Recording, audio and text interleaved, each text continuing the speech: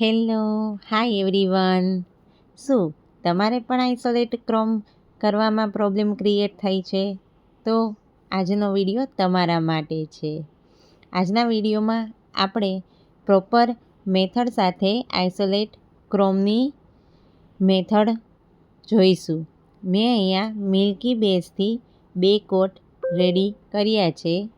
After હું હવે mat ટોપ કોટ apply કરું છું અને તેને 120 સેકન્ડ માટે ક્યોર કર્યો છે.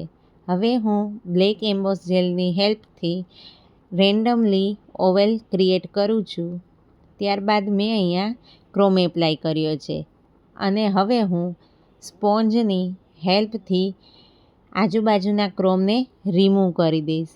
જો આપણો ક્રોમ ક્યાંય પણ ફેલાણો નથી.